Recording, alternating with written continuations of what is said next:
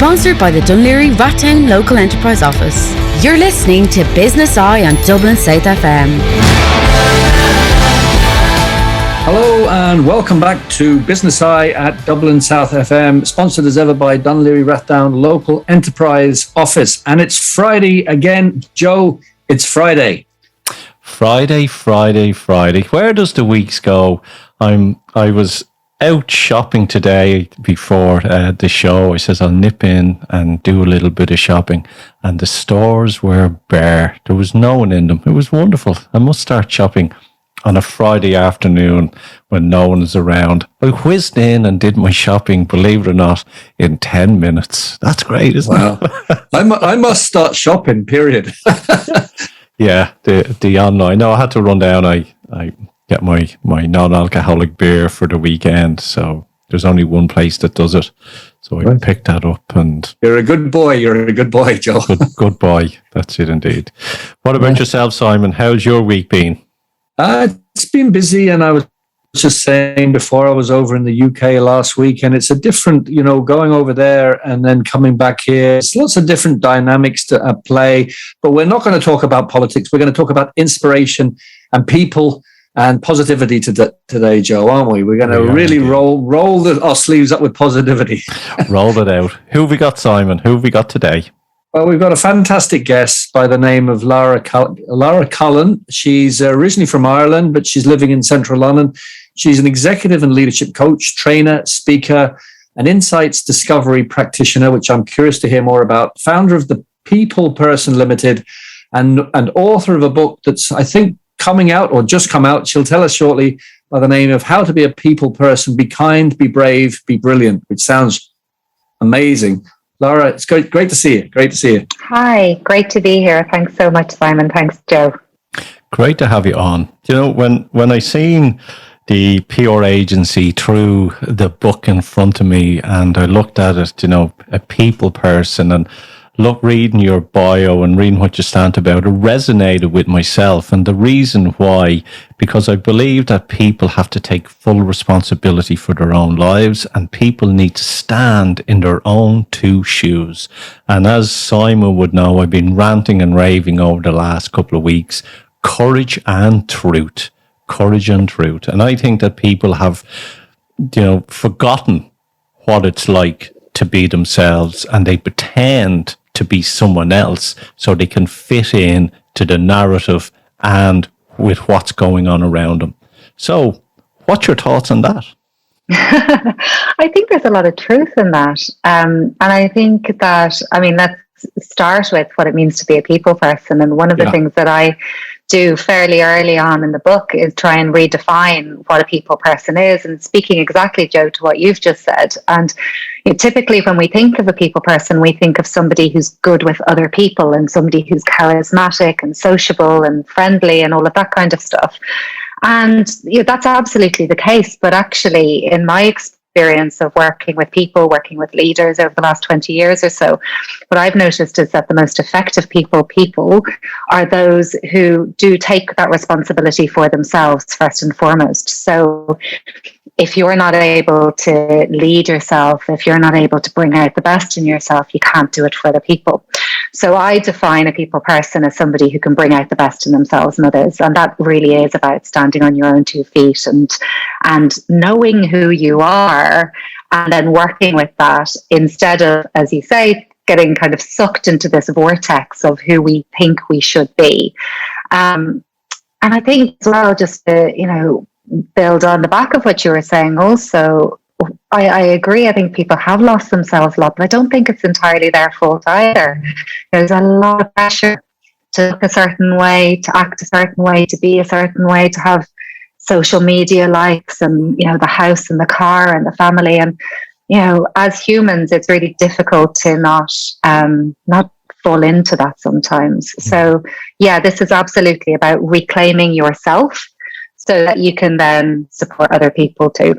Yeah, that's powerful stuff. It's funny, somebody said to me recently, we're born authentic up until about the age of 5. What we say and do coincides. And then we kind of lose ourselves into this world of expectation, what we think others expect of us, and we put a lot of pressure on ourselves. And so are you saying that is the premise of your book or your work about kind of peeling away some of that false stuff and getting back to that authentic, true version of you? Yeah, absolutely. So the model that I've developed, which the book is based around, works around, I call them 3 different dimensions. So yourself, other people, and then the wider world around you. But it absolutely starts with yourself. So understanding yourself, being kind towards yourself, knowing what it is that you need, being brave and courageous and honoring yourself, and then allowing yourself to step into your potential.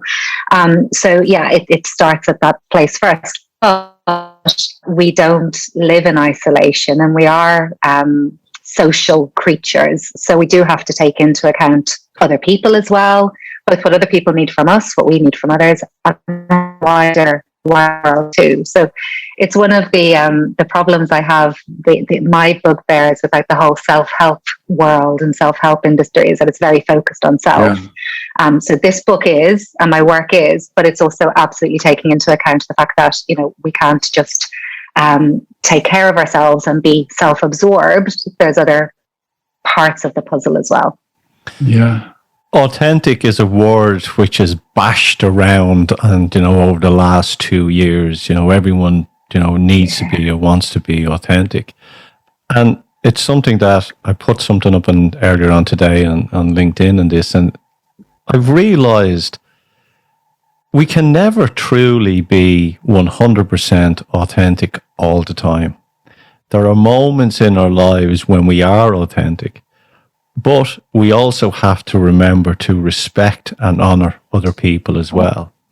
Yeah. Because sometimes when we look at this, we may want to speak out, but you have to be kind and you have to have compassion. So, a survey that is out there at the moment, asks people, the biggest question that people ask is, what is my life purpose? What is my purpose in life? But I think adding on to that is being authentic and who you are. And I think in being a people person is probably one of the most difficult things that a person has to do or try to achieve in this journey of life as well.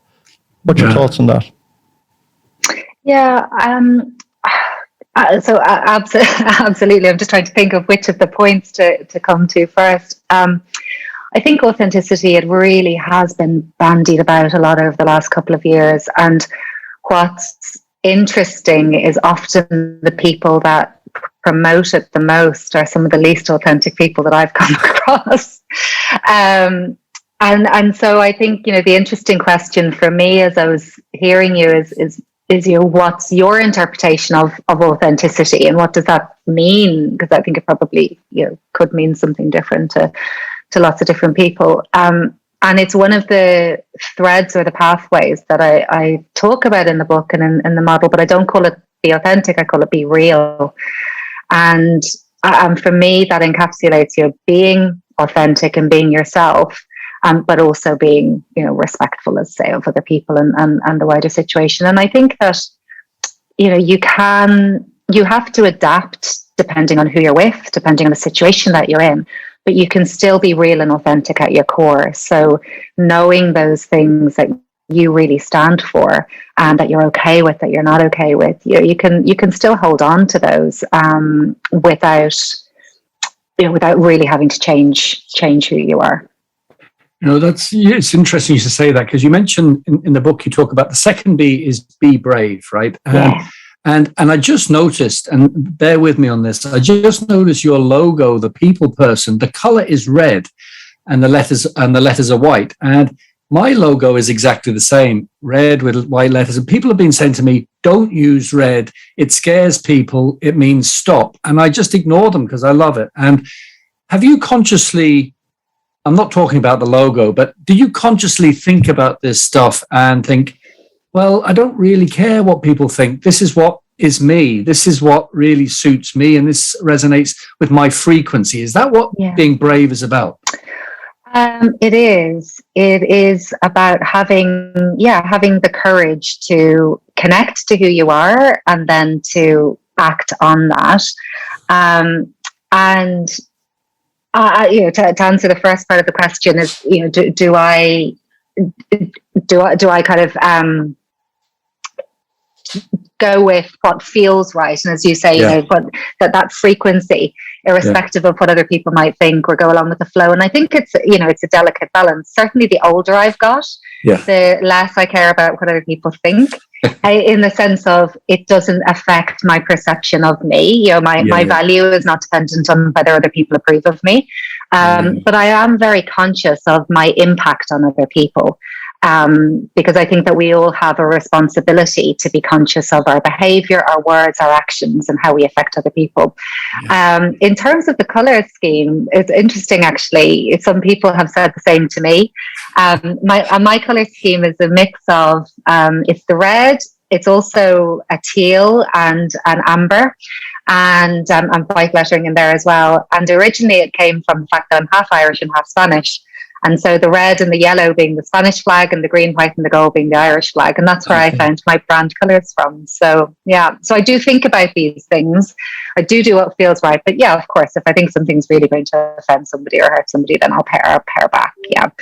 And that is one of the things that I talk about as well, in that chapter of being real, you know, that authenticity is not a license to be, I'm trying to think of an appropriate word to use for your listeners, but you get the idea. You know, it's not a license to just say whatever you want and say, well, I'm being authentic. This is my truth, so I'm going to speak my truth, and I might offend and hurt people in the process. The first part of the model is be kind. So you start with that always, and then it's absolutely about be brave and be brilliant. Yeah.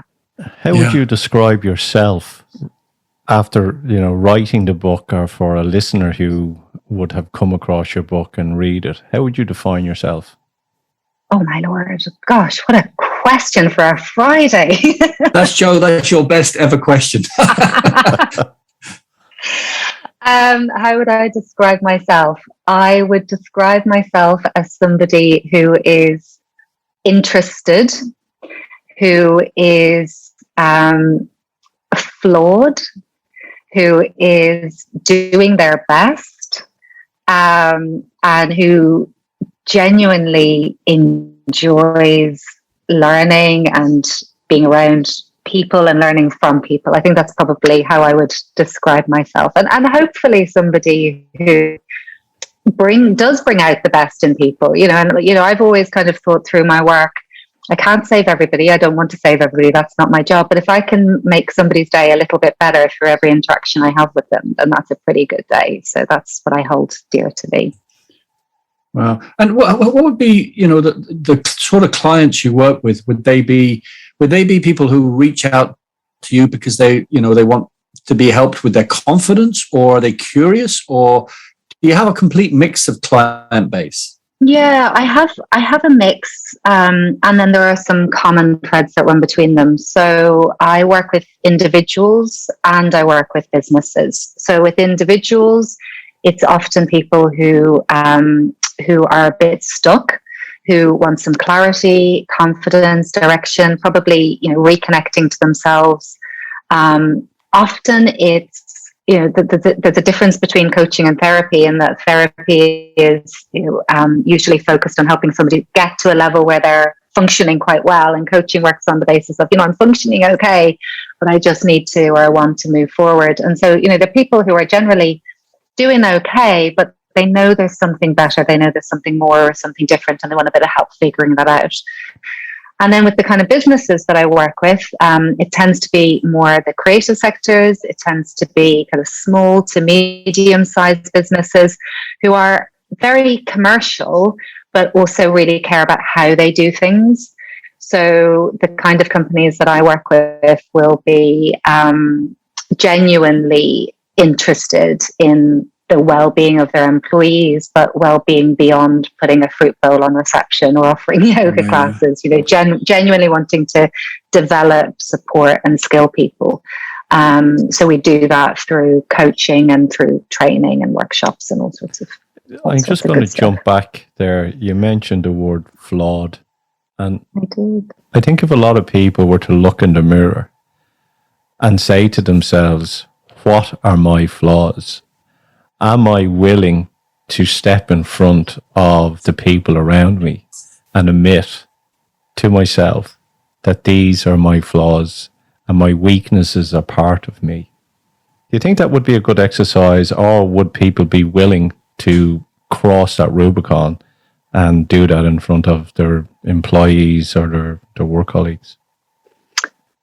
Well, I think the first thing is, and this is where and why we start with be kind, and it's where and why we start with self.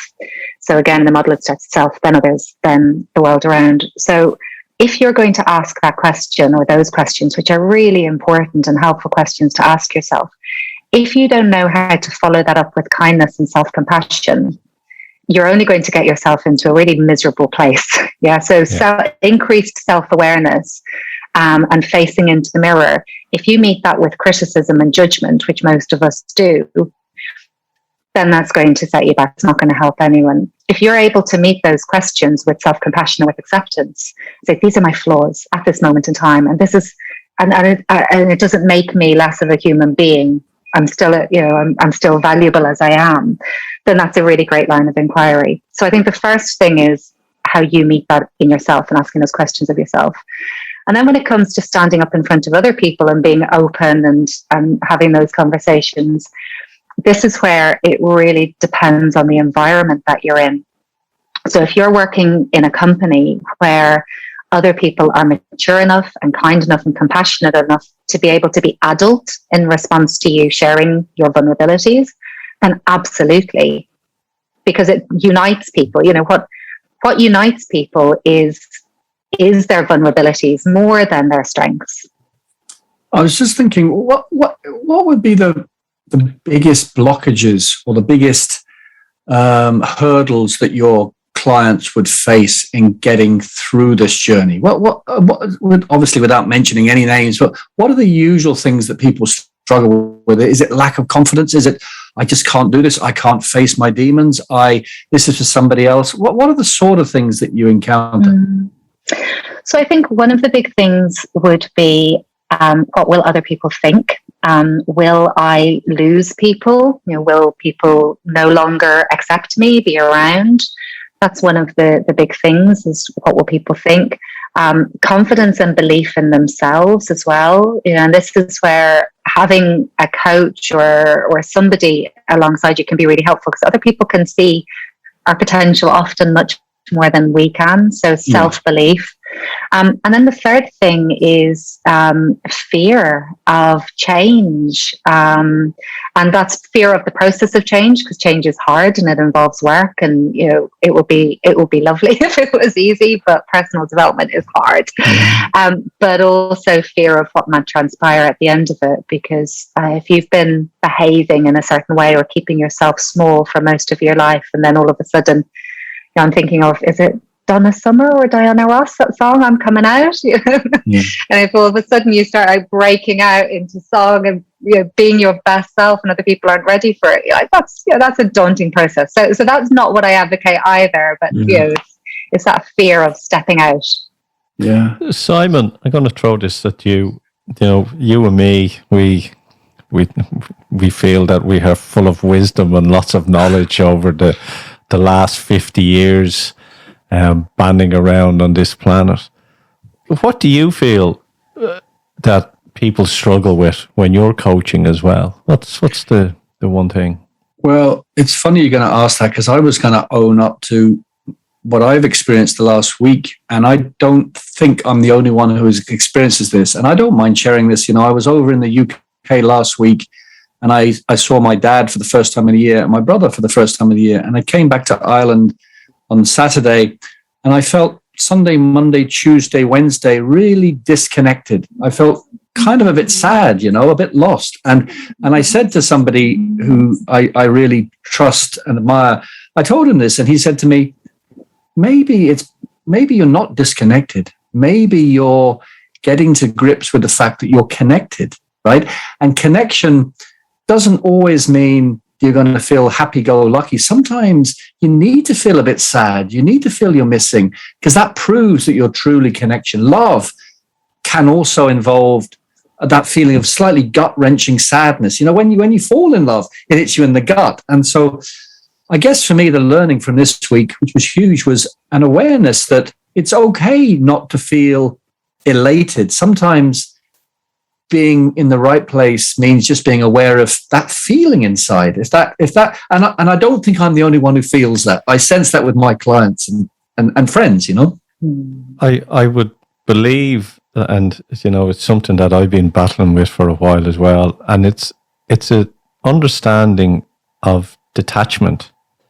And it's okay to be detached, because when you can be detached from everyone and everything around you and still feel comfortable in your own two shoes, you know, life is okay then. You know, there's a time when you realize you don't need, you know, the bar of chocolate, or you don't need your friends, or you don't need, you know, all these outward distractions to make you whole as a person. That when you find that what makes you a person is you, that's, I think, is a huge learning curve, Simon. That's really sort of you and the dog. And Lara, I'm just looking at your LinkedIn profile, and just to bring this back to you, and very profoundly you talk about why do we do what we do, and then you say life's too short and too long for anything else. Explain that, because I think that's really cool. Thank you. So yeah, I think, you know, life is too short to waste. It's too miserable. Sorry, it's too miserable. Life is too short to waste or to be miserable.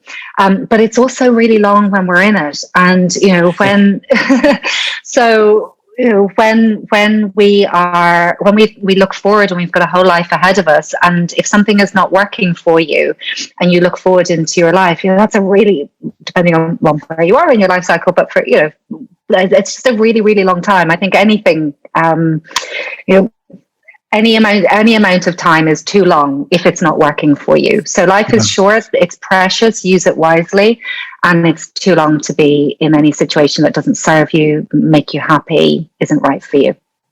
Yeah, no, that's brilliant. Thank you. What advice would you give to someone who in their 30s who is on this journey that you have been on? You know, the reason why you got into business and the reason why you wrote the book. What advice would you give them? I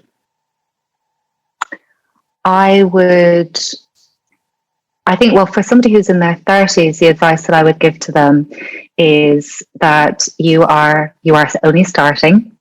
You might not feel like it, but this is the beginning of this kind of adult part of your life. So, although it might seem like everybody around you has got all of their stuff figured out, by the time they get to 40, they'll probably be a completely different person. By the time they get to 50, they'll be a different person again. So go easy on yourself, have fun, and just use, I think that decade between 30 and 40 is a real time of self-discovery. Your 20s is about fitting in, impressing people, having fun, getting drunk, whatever it is that you do. And your 30s is when you really start to question who you are and what you want. But not to have that pressure to have it all figured out by then. And in your 50s, you just put up with what you've got. Yeah. Well, Simon, you know, in your 50s, I look at it as the first 50 years you had the training wheels on, and the next 50 years you take them off. That's, you know, it's... Yeah. My brother-in-law, when I was 30, I remember thinking, I'm a man now. You know, I've grown up at 30. And he looked at me and says, what age are you now? I says, I'm 30. You know, and he said, you have a whole life ahead of you. You're still a child. And at that time, I was going, what? But now, looking back, at 30, you are still a child in the grand scheme of things. You really are. Yeah. On it. Absolutely. Simon.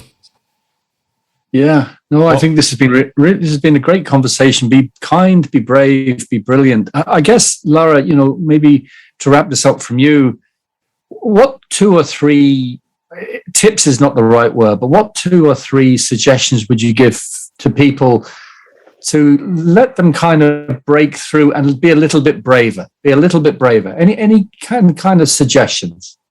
Yeah. Well, I think in order to be brave, you have to start with being kind to yourself, because that allows you the space to make mistakes. And that when you make mistakes, you bounce back from them. You don't write yourself off. So the first step in being braver is to be able to allow yourself to be okay as you are, to when you do make mistakes and things go wrong, because they will, because we're human, that happens, that you're able to care for yourself in the same way that you would for somebody else who you care about who's made a mistake or tripped up. And then, so that's the first step, I think, in being a bit braver. And then the second is to start small. So confidence is a muscle. I talk about confidence in the third part in Be Brilliant, but confidence is a muscle, and taking risks and being brave requires confidence. But the more that you exercise that, the more that you use that, the more it'll grow. So taking small risks and realizing that the world hasn't fallen apart, it gives you that confidence and that belief to take bigger risks. So start small, trust yourself, and the more that you do, the more that you push yourself out of your comfort zone, the easier it'll become. So one of the things I did, I remember when I was in my early 30s and I thought I knew it all, and I was changing a lot in my life, was I wrote down 3 small things every month that scared me, but that I was going to do. And they would be little things like, go to a yoga class. So, I was really unfit, unhealthy. I knew yoga would be good for me. But I was scared because I thought everybody who does yoga looks like they've come off of Love Island and they've, got nice leggings and stuff. But I was like, I'm going to do it. And so I did it. And then I felt amazing, not just because I did yoga, but because I pushed myself to do something, or, going to the cinema by myself for the first time. Really small things. But the more I did it and the more I tracked it, the more my confidence grew and I was able to step out. So number 1 is be kind to yourself. And number 2 is start small and trust yourself. That's cool. Lara, where can people, if they want to get your book, where can they get their hands on a copy? So they can get it from Amazon and from all major booksellers. You can go into your local seller. It's released on the 28th of October, but it is available to pre-order now. And also through my website, thepeopleperson.org, there are various links to buy it on there as well. The last question. Yeah. If someone picks up that book and they complete it, what are you hoping for that person to achieve when they finished reading your book? So I start the book with a sentence about its key intention. And the key intention of this book is that it will enable people to bring out the best in themselves and others. And by doing so, it'll make the world a better place. So that sounds like a very, very big, lofty ambition. But my view is that if I'm focused on bringing out the best in me and the people around me, and if everybody just does that, how can we not make the world a better place? So that is my hope, that people will be able to do that. Just a nicer, kinder, more inspiring world to live in. We could all use that. I see your book as kind of a ripple in a positive growth journey. It's a great really energy strong as well. ripple. You've Thank you. great energy around cool. that glowing on it. Oh, thank you. I appreciate that. Really appreciate it. Lara Cullen, thanks for coming on Business Eye. Thank you. Thank you for having me. Thanks. Sponsored by the Dunleary Rattown Local Enterprise Office. You're listening to Business Eye on Dublin South FM. Hello, folks, and welcome back to the second part of our show. And this week, as we do with most weeks, we do a showcase business. And this week, it was something that really I'm getting into. I'm enjoying it. And I'm always on the hunt for knowledge, wisdom, experience, and seeds. And today I have Brian Faulkner. Brian is a man who's supplying Ireland with organic seeds. He's Seed Ireland. Brian also has other business as well, which is like micro veg. and that's supplying restaurants and everything as well, which I'm not too sure about. I'm a bit blind on that part. I've watched a couple of his videos on YouTube, which has sparked my interest. But seeds, look, I think with everyone in the last year, in the last 2 years, we all took up some sort of hobby or some sort of interest. And for me, it was gardening. And for me, it was growing veg. And if my dog stopped eating my broccoli and my cabbage, I would have it all bottled, jarred, and ready for the winter. But unfortunately, the only things I got this year is spuds. Lots of spuds. But yes, it's good. Brian, welcome to Business Eye. How are you? Hey, Joe. Thanks for having me on here. Really appreciate it. I'm doing good here. Great to hear that you're taking up the hobby of growing your own. Hopefully all that the dogs are getting it. Yeah, we are. It's fascinating. You put something in the soil and it just grows. It's. But Brian, you're a Dublin man. Tell me, you're living outside Dublin, but what made you get into it? Were you a green finger guru all your life, or was it just something that you sort of stumbled along as you went through life? Well, I suppose this particular aspect hasn't always been a big part of my life, but I do have a good background with green fingers, I suppose you could say. So straight after school, I was a greenkeeper, and I was a greenkeeper for, I think it was 19 years, just up until 3 months ago. I left it to fully focus on doing my own stuff.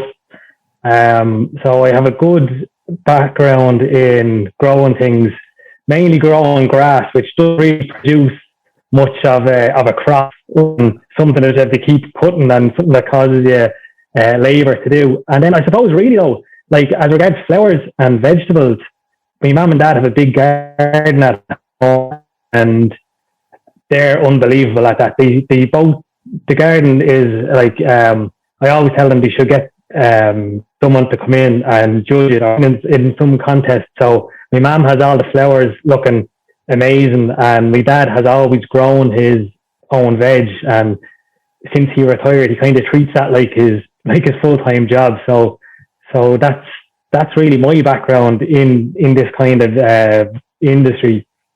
There's probably a couple of people there that have jumped up and went, "Oh my garden! Like I'm sick, throwing down grass seed every year and still getting the same crap grass." So, but with so you're doing the greens, growing the grass for golfing.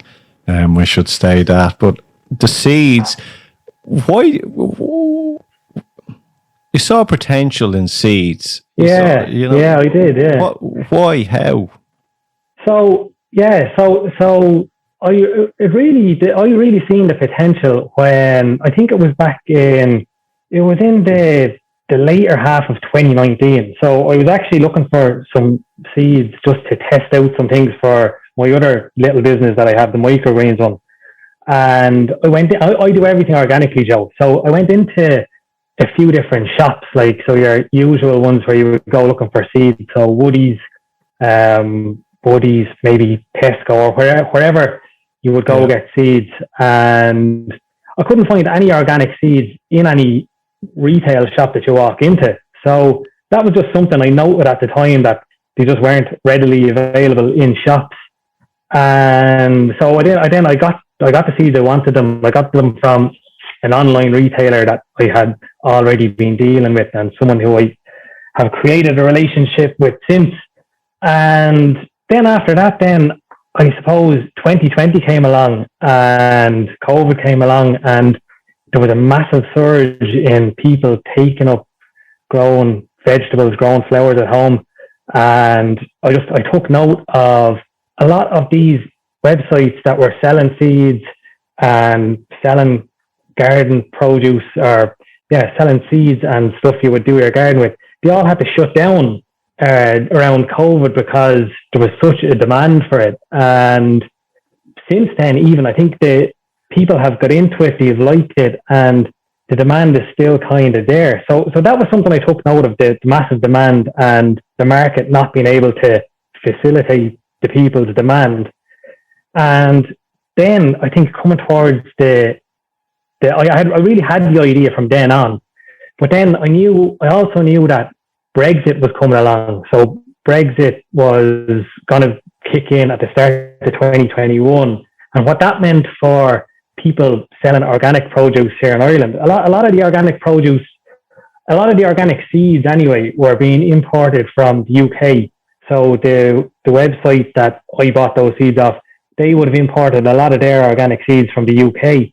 And what Brexit meant for that was that anything that was organic, once it got imported from the UK into Ireland, because of the regulations and because of the whatever agreements they couldn't come to, organic produce from the UK, even though it is produced organically, once it comes to Ireland, it can't be classed as organic anymore. So that was going to be a problem for online retailers, that they weren't going to have a source of organic seed supply for their customers. So with all of these things that I took note of, and then with as well, I kind of have a little bit of knowledge in this, and it's in my field. So I have a degree in horticulture as well. I kind of went about seeing, could this be a business that I could create to provide these other seed suppliers with these gardeners' packs of seeds that they could sell on, and then also sell them myself. Okay. And it's one of the things which I've noticed as I've taken on this, hobby as a vegetable grower. Polytunnels as well. There seems to be a huge uptake for people growing, with polytunnels. Unfortunately, with ourselves, when I decided to put a polytunnel in the back, it was vetoed because my wife says that's taking away the view of the mountains. So I'm building a small one, which is only about 2 foot, 3 foot off the ground. So it's a raised bed with a polytunnel roof on it. But one of the things as well, when I went searching for seeds like that, there's some places that had no seeds, and they said to us, we got our seeds in last spring, but we haven't got anything since. And they're saying, and everything is blamed on Brexit. But all the people that I know that have seeds, they treat them like babies. And I've even with my kids, I'd lay out my potting trays, and I'd be picking up a seed. You open the bag and there could be 800 seeds in it, right?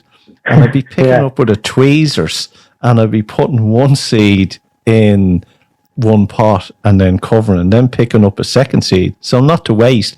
Am I mad doing that, or is that the way it should be done, or you just get a handful of them and throw them in something and hoping it grows?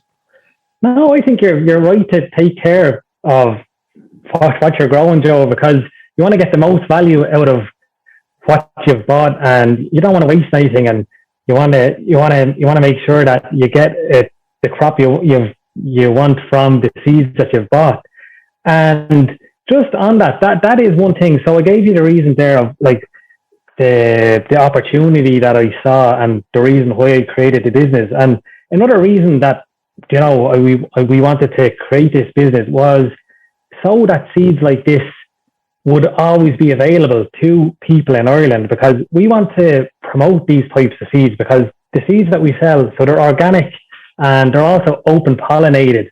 And I don't know what you know and don't know about open pollinated seeds, but open pollinated seeds are seeds that have evolved with our environment or evolved with nature, and they're more beneficial to pollinators, so butterflies, bees, insects, and these. So we want to promote this type of seed, and hopefully in some way it helps the environment and it helps the people that want to also use this type of seed.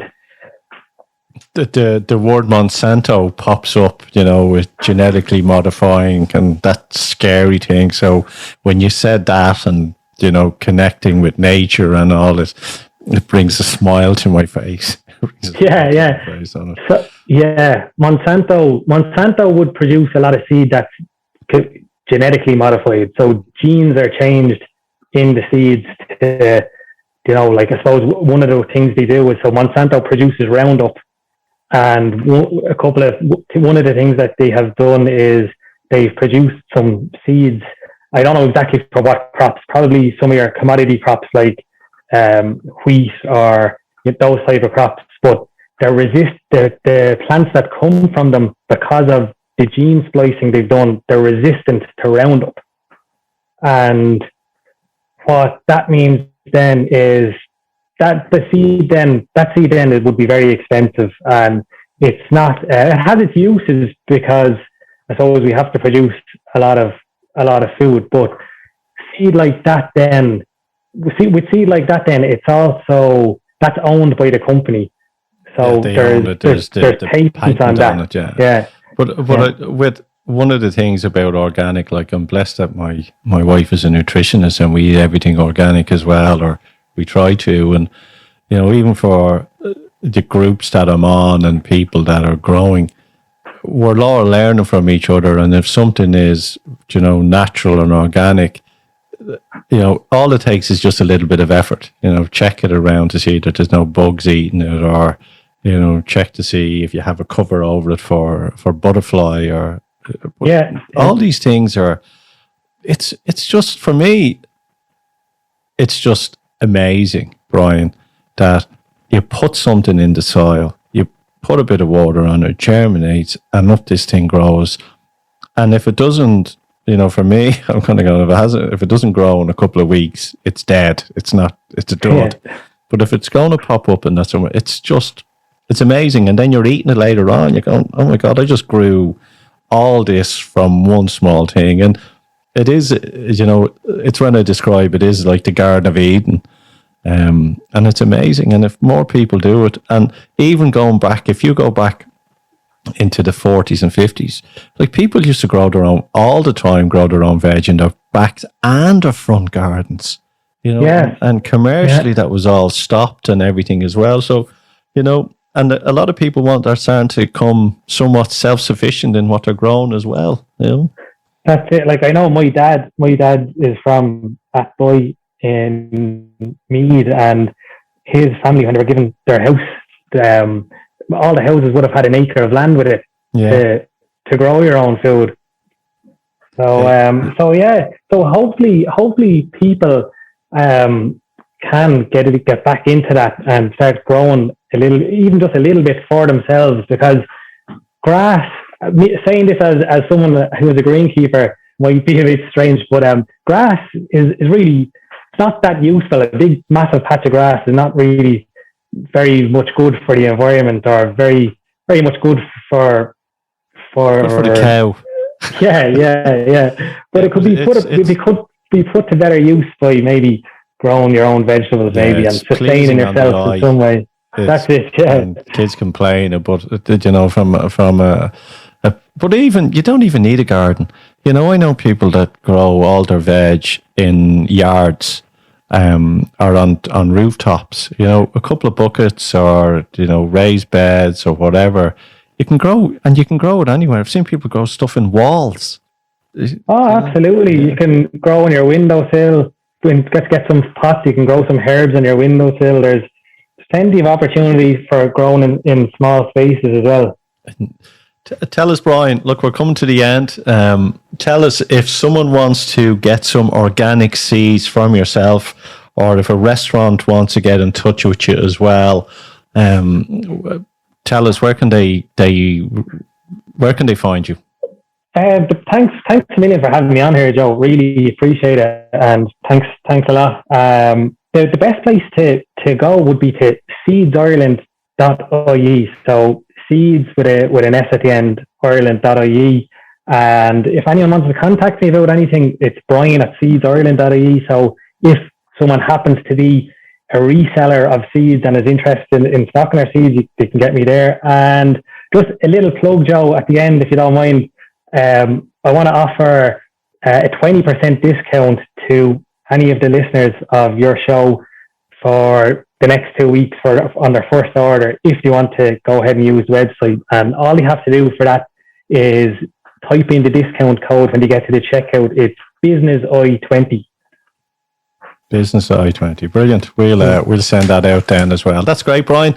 Look, and the other business that you have as well, have you got a website for that, for any restaurants or anything? That one is adairemicrogreens.ie, Joe. So ADARE microgreens.ie. Thanks for that.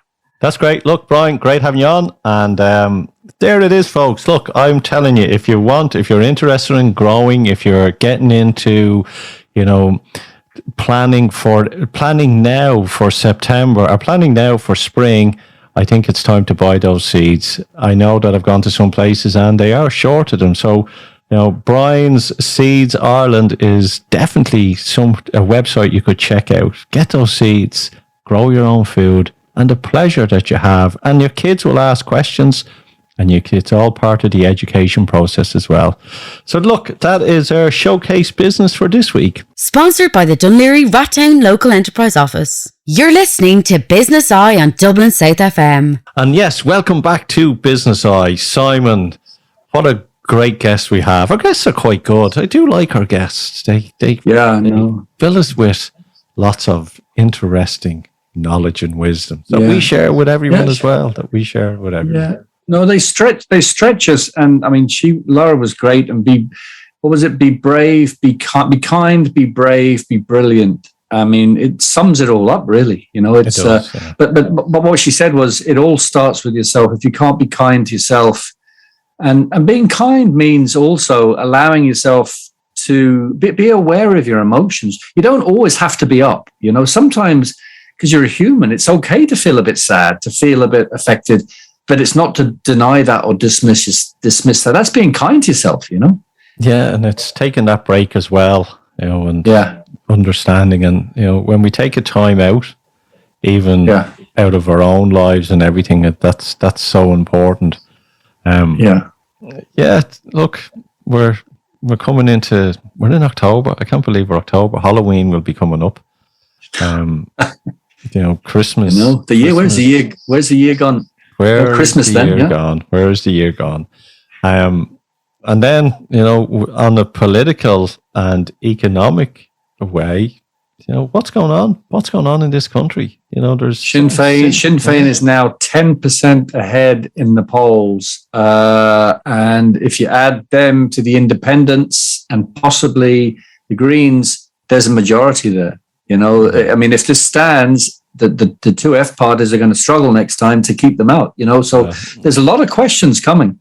I don't think the Greens will get in again. I think they've done a bit of mismanagement, and I know that rural Ireland don't do well at, especially with some of the stuff that they want to push out. So who knows, but I think the government that we have at the moment, and the policies that they're making and everything as well, and I think people are ready for a change, no matter what that is, good or bad. Yeah, and it's funny, I was in the UK last week, and I got used to being in places with no or very limited masks, and I have to say, almost without exception, everybody was responsible. They were not wearing masks, but they kept their distance. They were respectful. I didn't really come across any crass behavior, and yet when you're over here, all you hear is, well, those places where they're taking off the mask, they're all hugging and kissing each other. I didn't see that. I honestly didn't see any of that. People were still responsible. They just weren't wearing masks. Treating us like children. That's what it is. And we are adults. We're adults. And Christmas is coming, and we can still be adults at Christmas. Still be adults on it as well. Yeah. Yes. If anyone wants to reach out or connect with myself and Simon, we have a Business Eye Advisory, and that is a group on, you'll click on that page, and there's a group then that we have linked into where we're speaking to entrepreneurs, business people, and sharing advice and other ideas with the network as well. Yeah, businesseyeadvisory.com. Yeah. .com. Businesseyeadvisory.com. Check it out. Yeah. And until next week, as myself and Simon are going to do something this weekend. I'm going out. I don't know where I'm going. I think I'm going to me too. Somewhere, food, whatever. Shopping again. Shopping on that. Have a safe week. Take care and keep smiling. Keep smiling.